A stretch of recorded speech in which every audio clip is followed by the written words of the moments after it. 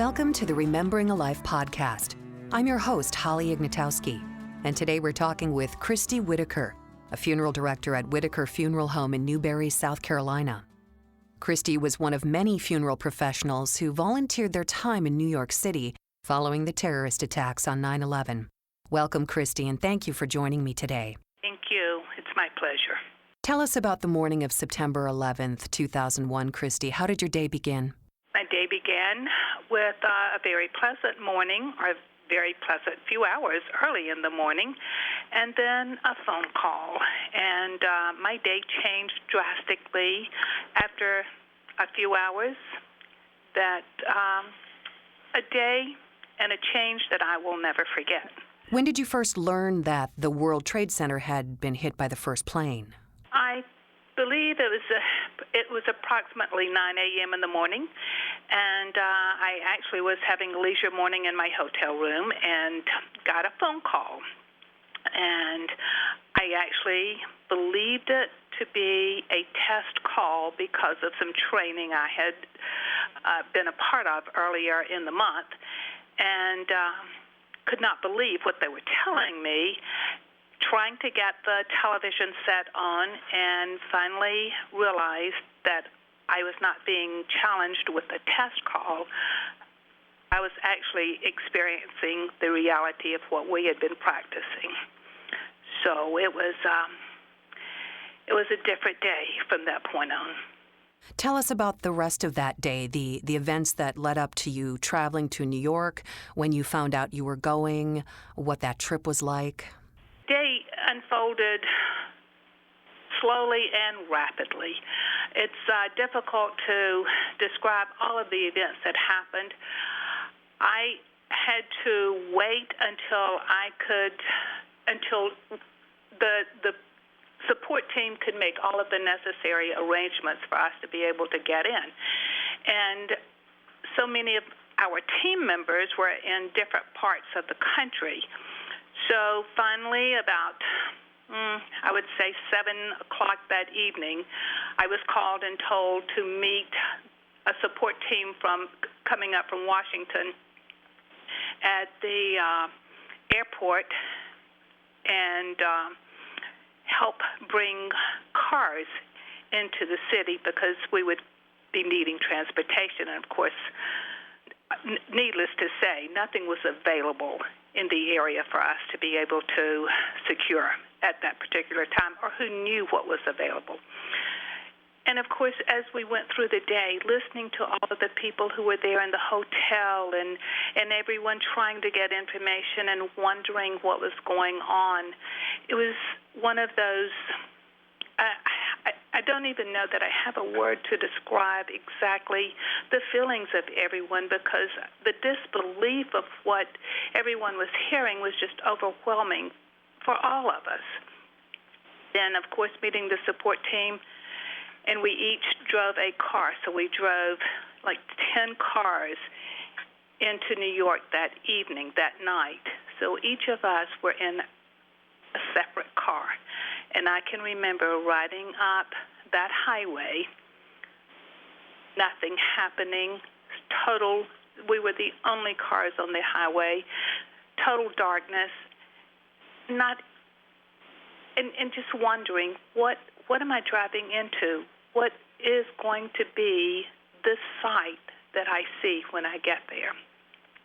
It was eerie, overwhelming, and I must say, I think I shed tears during that drive because I had family. I was leaving family behind, and who knew what was going to happen next? So you volunteered to go into this situation that you had no idea what to expect when you got there, and this was something that we'd never seen on this scale in this country before. What was your specific role once you got to New York City? My position within the DMORT arena was to oversee family assistance. My role when I got there was to meet initially with the medical examiner to to decide how we could best support the work that was being done there in New York in order to facilitate in any way that we possibly could gathering information as to those who had become victims of the incident, and also to gather information that could possibly lead to some kind of positive identification. As the day unfolded, I discovered that I was going to be working with the airlines, so I left the medical examiner's office. I met with both American and United Airlines via phone, basically. Well, they had two representatives on site, but most of our work was done via telephone. And we were charged with setting up a telephone care center there in a local hotel in order to speak with the families of those souls who perished on the flights during this horrible incident. And challenge was tremendous. The good news is we had people who, many funeral directors, so many funeral directors who have compassion and care and concern, and were absolutely fantastic in making these calls to these families and being able to gather information that hopefully would help in providing information that would lead to a positive identification, either of remains if they were available, or of personal effects, because personal effects become so significant to families. Christie, you said that you were there with a team, and the team was, I believe, called DMORT. Can you tell us a little bit about that and what they do? Sure. DMORT is an acronym for Disaster Mortuary Operational Response Team, and it's composed of numerous professionals in many areas: forensic specialists, funeral directors, odontologists, medical examiners. It's such a diverse team. It was such a diverse team. And we came together, and depending on the needs of the incident, we determined what type of team, what particular specialties would need to be sent out to support the community, to support the different resources, police, medical, whatever, and helping to mitigate the situation and predominantly provide identification in many incidents when a disaster happened.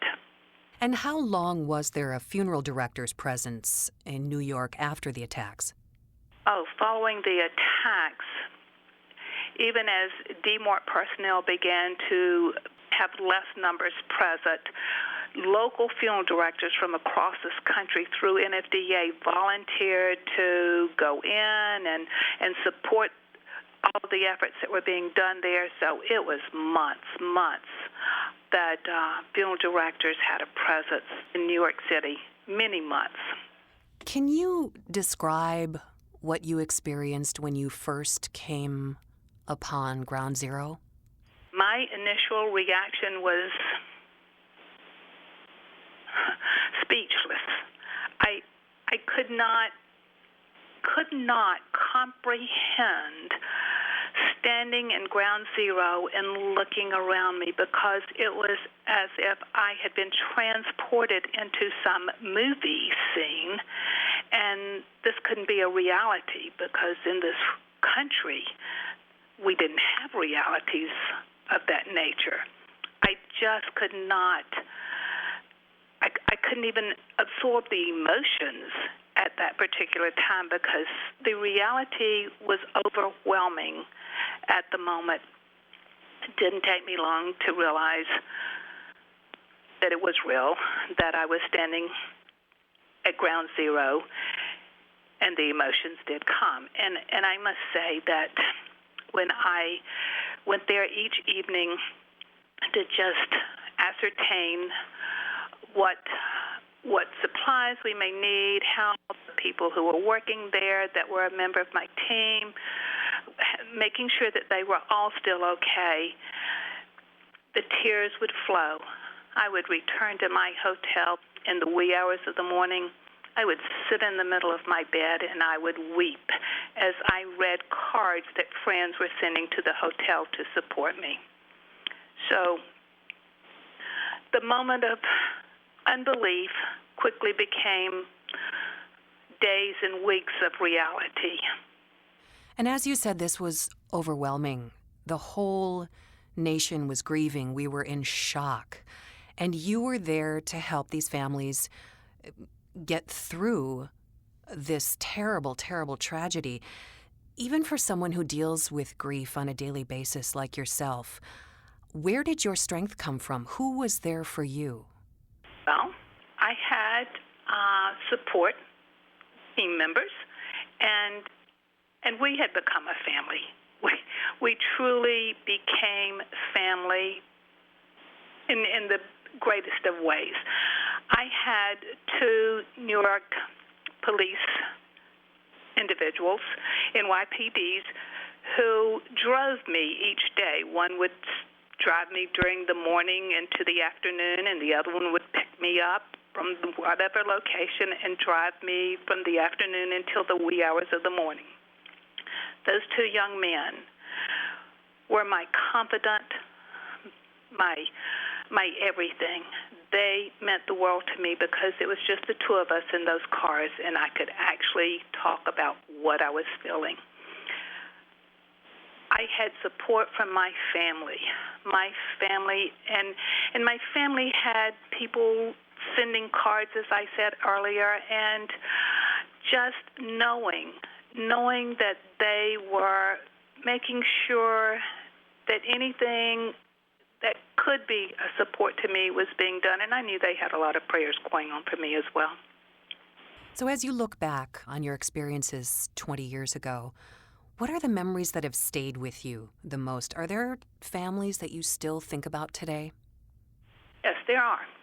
I think about my 2 gentlemen who drove me everywhere and their families. I think about a particular family that whose daughter was one of the souls that perished on a flight, and my opportunity to meet with them and share time with them. I think about the young man who was the hotel evening clerk and would greet me in the wee hours of the morning with a smile on his face. And I think about the gentleman who opened the door for me in those wee hours of the morning as I came in and would greet me with a smile and care in his voice. And I think about all of those families of the people I worked with and the sacrifices that they were making during the time that we were there in the city. And, of course, I can still see the faces of so many of the New Yorkers who were working tirelessly trying to take care of whatever the needs may be. I see the faces of the firemen standing on the pit. I see the faces of ministers at Ground Zero. I have lots of memories. Those memories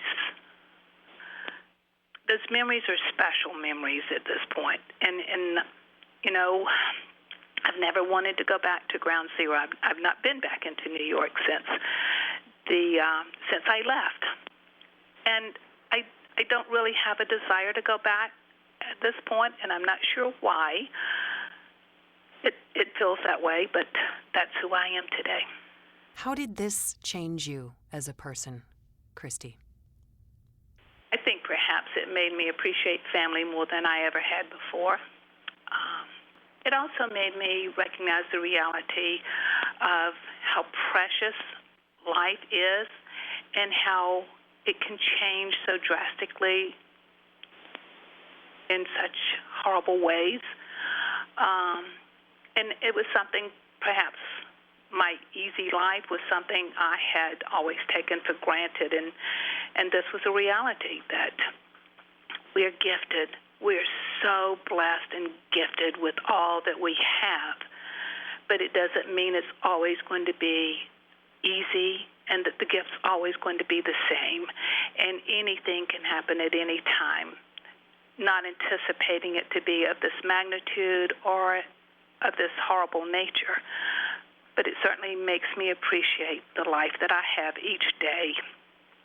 I'm guessing that most people, like myself, have or had no idea regarding the role funeral professionals played in helping communities and families following these attacks. I think of you as humble warriors, but there has to be a great sense of pride for you to know that you were able to come into this unimaginable situation and actually make a difference. Well, thank you for the way you described us as humble warriors. That's beautiful. Thank you. I'm honored by your description. I am so proud. I am so very, very proud of the funeral directors across this country and their dedication every day to being a humble warrior. So please know that I know these funeral directors every day in their lives as they're serving families are humble warriors. What they did in rising to the occasion with this incident and other incidents that we have been a part of is spectacular. And I am so thankful that there are those people out there who care, who were willing to make a difference in this horrible incident. And I was honored to be a part of that. I truly was. Is there anything else you'd like to share with us about your experience that maybe we're not aware of or you just want to share? I worked with unbelievable people. I experienced unbelievable experiences, and I left New York changed. I believe with a much better change, and I will never forget. I will always remember my days through this incident, and I will always remember the opportunities of standing with families and remembering with families and all of the ceremonies that happened. I'm changed, I'm humbled, and I'm scarred to some degree, and I can never hear certain songs without tearing today. But I feel blessed, absolutely blessed, that I got to be a part of it and that I also got to return home to a family and a community that continues to love me. Beautiful. Christie, I ask all of my guests, who are you remembering today? Well, the list would be long if I tried to tell you who I'm remembering today. But I'm remembering the world today. I'm remembering the change in the world. I'm remembering how this one incident perhaps changed all of us in this world. And I am truly remembering my caring family. Always will. Thank you so much for joining me today, Christie, and for opening your heart and sharing your stories and for doing what you do. We appreciate it. Thank you. And thank you for joining me today. To share your own memories and reflections about the terrorist attacks on September 11th, 2001, visit rememberingalife.com/share your story.